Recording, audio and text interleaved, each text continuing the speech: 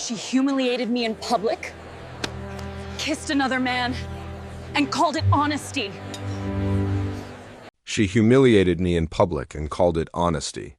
It happened at a restaurant overlooking the marina, the kind of place with soft lights and plates that cost more than they should. She insisted on celebrating her birthday there, surrounded by 15 people she called friends but treated more like an audience.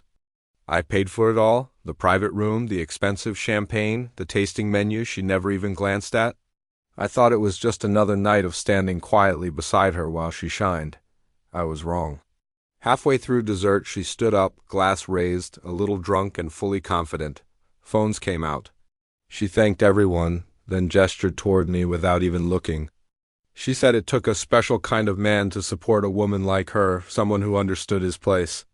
Then she laughed and told everyone to really look at me.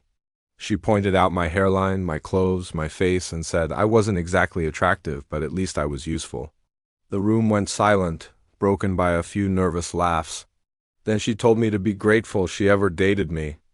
Before I could process it, she leaned over and kissed another man sitting a few seats away. It wasn't a quick mistake. It was deliberate and slow. She announced that this was what a real man looked like, grabbed her purse, and walked out with him. Every single guest followed, leaving half-eaten plates behind. The server brought me the bill over $2,000. I paid, tipped generously, and took a photo of the receipt. Not out of anger, but because I knew this moment mattered. It was the moment I stopped lying to myself. I went home to a dark house. The kids were asleep. I didn't check my phone. I didn't drink. I just went upstairs, opened my laptop, and logged into a folder my wife had never noticed. Inside were years of records I'd kept out of habit, not suspicion. That night I added one more file. The patterns became clear very quickly. Phone records lined up with hotel stays. Cash withdrawals matched jewelry purchases I'd never seen. Money quietly moved from our joint accounts. Then I opened the folder for our children's future and found it empty. Every dollar gone. Traced to a shell company tied to the same man she'd kissed in front of everyone. I slept better that night than I had in months. By morning, my phone was full of her missed calls and messages. I didn't listen to a single one. I made breakfast for the kids, answered their questions calmly, and took them to school like nothing had changed. At work, I did my job. When she showed up at my office demanding to see me, I declined. I wasn't doing anything to her. I was just no longer protecting her from the consequences of her own choices. Over the next few days, everything unraveled. The man she left with was a serial con artist who targeted married women with money. My wife wasn't special to him. She was just next in line. But what hurt the most wasn't the betrayal. It was learning what had been happening at home. Our nanny came to me, shaking, with a notebook she'd kept for years.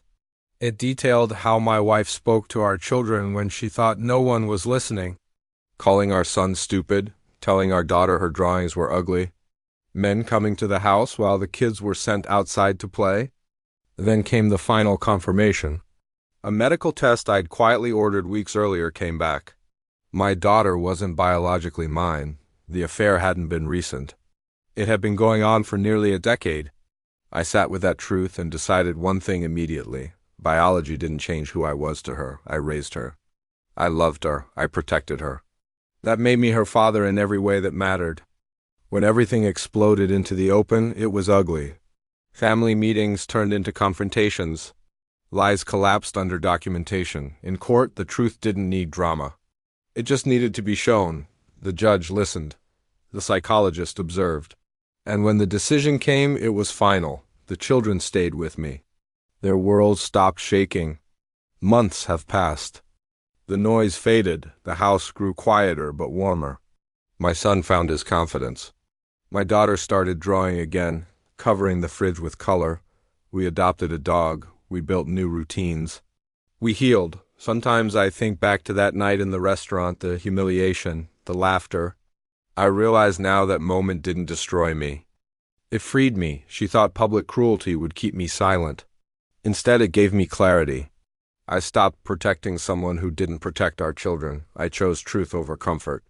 I didn't win anything. I simply refused to lose what mattered most. And that has been more than enough.